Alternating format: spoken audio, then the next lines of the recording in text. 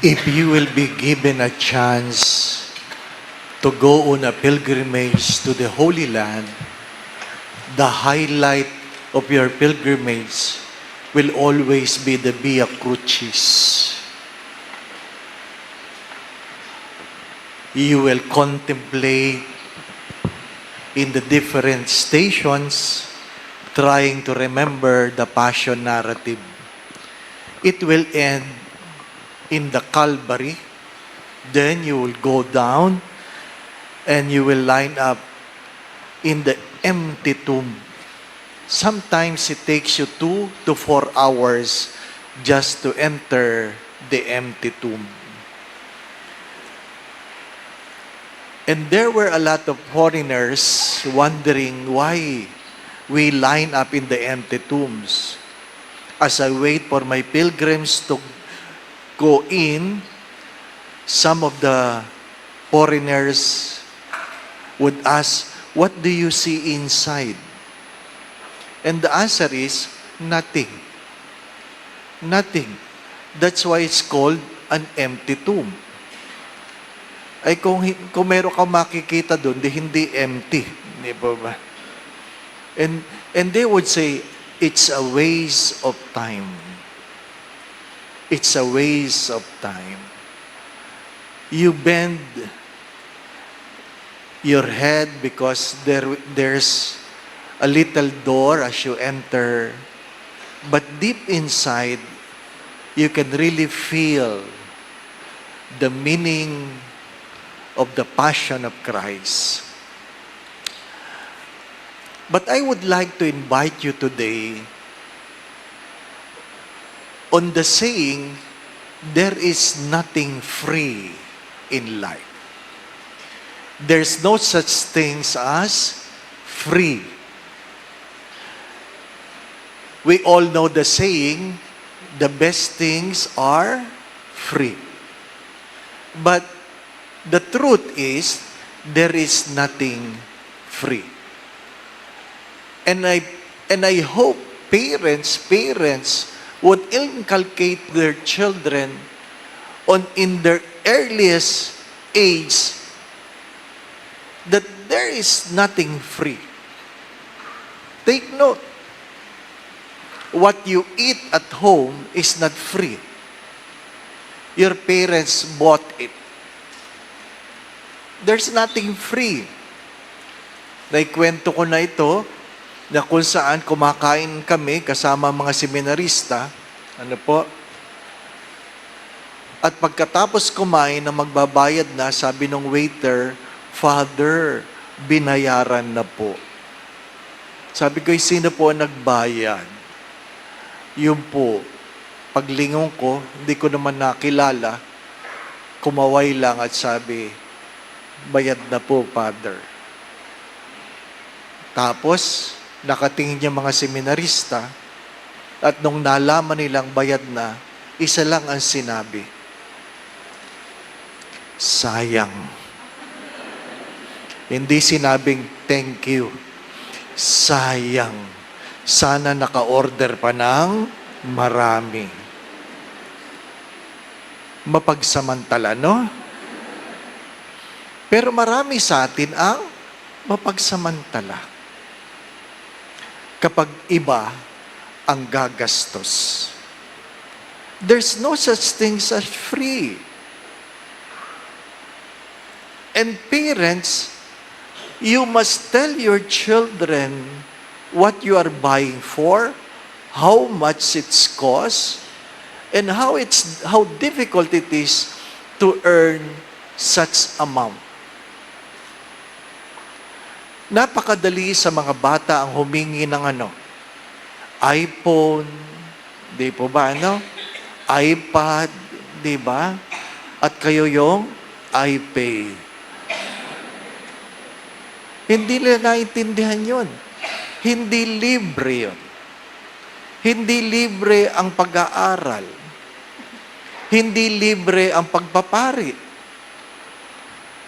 Meron kaming kinukuhang benefactor per seminarians to pay for the tuition, for the board and lodging. Hindi libre. After 40 years, people still think that in Greenbelt, it's free. Sabi, mabuti lang, Father, pinapagawa ni Ayala yung upuan. Sabi ko, excuse me, ako po nagpapagawa. Hindi po yan libre. Tinatrabaho yan sa gabi. At mas mahal ang patrabaho dyan kasi may night differential. Hindi yan libre. Binayaran niya ng chapel. Ano sabi niya? Ay, kaya pala, akala ko kasi, Father, libre kasi hindi ka naman nanghihingi. Gusto niya bang manghingi ako ng manghingi? Hindi naman kayo nagbibigay. Meron ngang nag-way of the cross, naghanap ng booklet, at sinabihan, 30 pesos po yan. Ang tanong ay, hindi libre. Mga minamahal na mga kapatid, walang libre. Kaya pag ikaw ay nagkasakit at pinagsabihan ka, bawal yan, huwag mo kainin. Dahil hindi libre ang gamot. Hindi libre ang gamot. Mga minamahal na mga kapatid, walang libre. Huwag niyong kakalimutan yan. Kaya nga, ang Holy Week, ang tawag natin ay mahal na araw. Kasi hindi libre. Hindi natin sinasabing banal na linggo. Ang tawag natin ay mahal na araw. Hindi ka nagsisimba, hindi ka nagpa-participate, nandun ka sa Boracay, panay ang pa-picture mo, panay ang upload mo sa araw ng mahal na araw dahil hindi mo naintindihan na hindi ito libre. Mga minamahal na mga kapatid, kapag hindi mo naintindihan na mahal, inaaksaya mo. We waste it. We take it for granted. We fail to appreciate it, that our salvation was paid by God. Hello? Put that in your mind, that our salvation was paid by God. Hindi yan libre. Kaya pag titignan mo ang Diyos na nakabayubay sa krus, sana naintindihan mo. Sabi nga ni Father Paulino kanina, pinapaliwanag niya, ano bang pakiramdam ng nasa krus? Ano po? Hinihila ng kamay mo ang iyong katawan dahil hindi ka makahinga. Ang panghila mo ay may sugat na palad. Tinutulak ng paa mo kasi hirap na hirap yung kamay mong ihila, ang pantulak mo, paa rin na may pako. Hindi ganun kadali yun. When the Holy Father came 2015, I have shared this before, that I was the one in charge of the transportation of the Holy Father. I was the one in charge of the Pope's mobile. And everybody in the security asked me to convince the Holy Father that we will have a bulletproof Pope's mobile. For one simple reason, the threat to his life is imminent. Merong threat.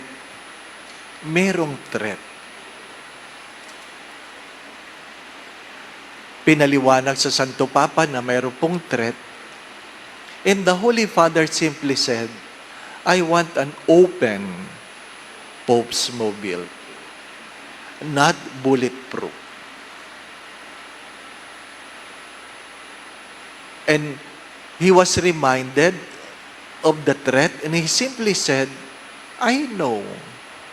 And I pray that if it happens, I pray that it will be quick. It will be quick because I am not good in suffering. Inamin ng Santo Papa yun. Diba? Tanggap ko na merong threat, pero sana kung mangyayari, sa madalit sabi, patay agad, no? Kasi I am not good in suffering. But can you imagine, from 12 o'clock to 3 o'clock, hinahagupit ka pa, di ba ano? May napanood ako na ginagawa yung palabas na mayroong nagbubuhat ng krus na hinahagupit, ano po? Napalakas yata ang palo. Ibinaba ang krus, sinuntok yung namalo, ano po? Nasira ang drama, di ba ba? Ano? Napalakas, di ba? Kasi naiiwan tayo sa drama. Naiiwan tayo sa drama. Ang hapong ito ay hindi drama. Kung naintindihan mo, di po ba, ano? Na ikaw ay pinapalo. At alam niyo ba kung anong ginagawa? Binubuhusan ng asin ang sugat habang pinapalo. Para mas masakit. At pag titingnan mo yung Via Crucis,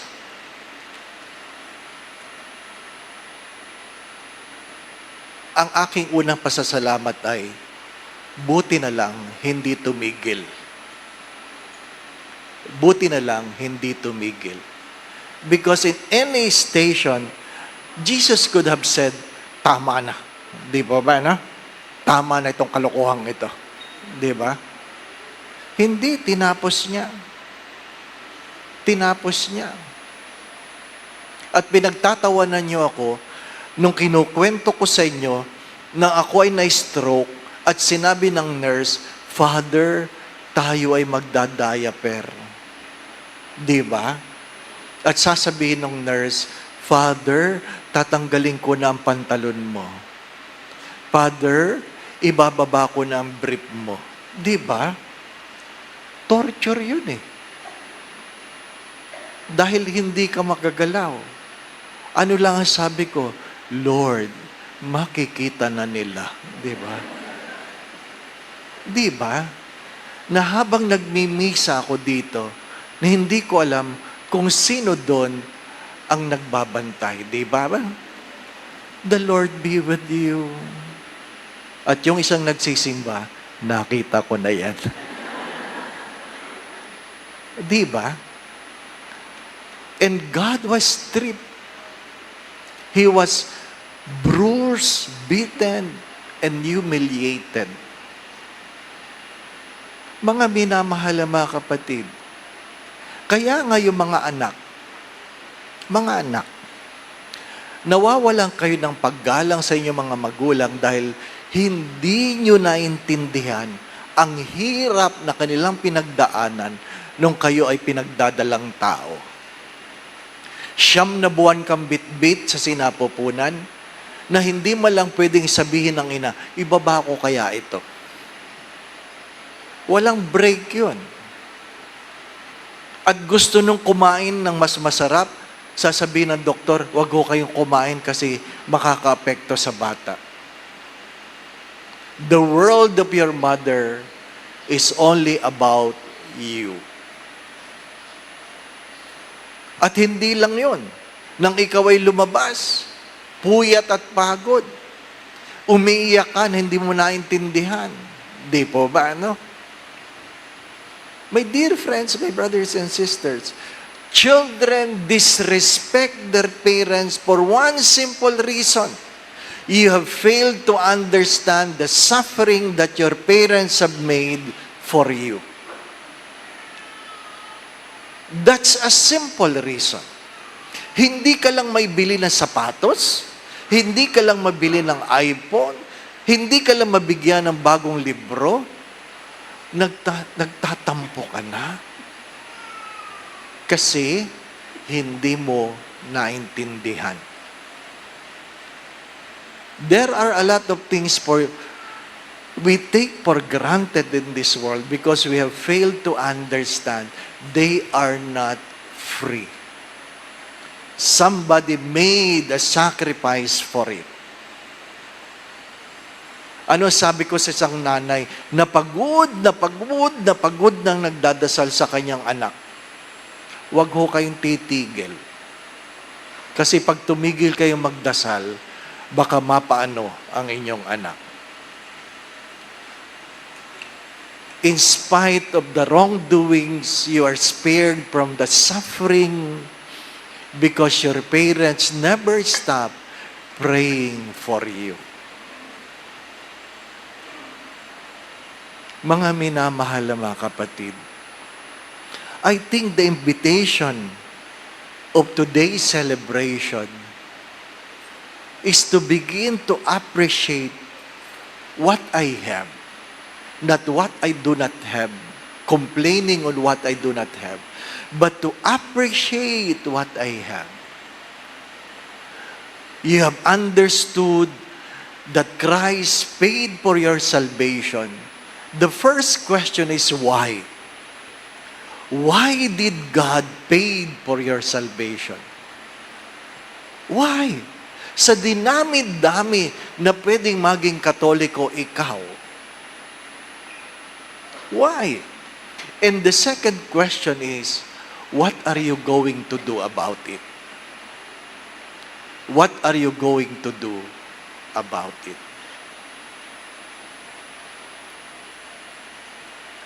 One time, Nanang C., the widow of Henry C., invited me for lunch. Alam mo namang ang yaman nila. Pero nung kumakain kami, pinuna niya yung mga natitira sa pinggan. Sabi niya, ubusin yan, ubusin. Huwag aksayahin. Huwag aksayahin. Alam niyo, dahil alam nila kung gaano kahirap kumita, hindi sila nag-aaksaya kahit sila ay may kaya. Inuulit ko, hindi sila nag-aaksaya kahit may pera. Kasi alam nila kung gaano kahirap kumita. Ang malungkot na kwento ay, yung nanghihingi, siya pang pabaya, no? Kung hindi mo iniingatan ang iyong sarili, ang iyong gamit, sabi ko nga kahapon, ano ba naman yun na pag inom mo ng tubig, lagyan mo ng tubig uli ang pitchel bago mo ibalik sa rep? Kaunti lang naman yun. Pero dahil wala kang malasakit, kahit walang laman ang pitchel, ibabalik mo sa rep.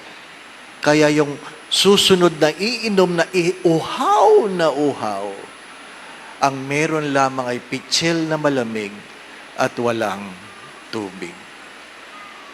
Ang tawag natin doon ay walang malasakit. Mananabi ako. Pag tinutungtungan mo yung kneeler, naiinis ako. Bakit? Wala kang malasakit sa pinagawa ko.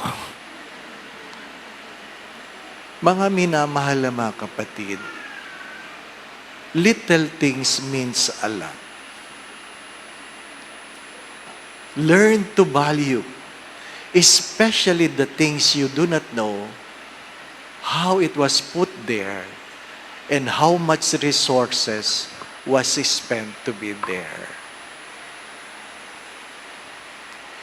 Ingatan mo ang iyong mata dahil regalo yan ng Diyos. Kaya pag sinabing, ingatan mo ang iyong blood sugar, walang namamatay sa diabetes. sa komplikasyon, meron. Kaya wag ka na mga tuwiran. Sasabihin, Father, i-pray over mo na lang ako. Wag mo na akong pagbawalan. Diba, ano? Buti na lang, hindi pa ako natutokso. Na ano, Lord, kunin mo na ito. Again, you ask the question, why? And the second question is, what are you willing to do out of your gratitude? Amen. We will depart in silence. The veneration of the cross will continue. Just remember, walang libre. Walang libre. Ang mga araw na ito hindi lamang banal, kundi mahal. Tomorrow, our Easter Vigil will be at 8 o'clock in the evening. If you have bells at home, I encourage that you bring your bells so that during the singing of the Gloria, we will ring together the bells we bring. Bow your heads for God's blessing. May abundant blessing, O Lord, we pray, descend upon your people who have honored the death of your Son in the hope of the resurrection. May pardon come, comfort be given, holy faith increase, and everlasting redemption be made secure through Christ our Lord. Amen.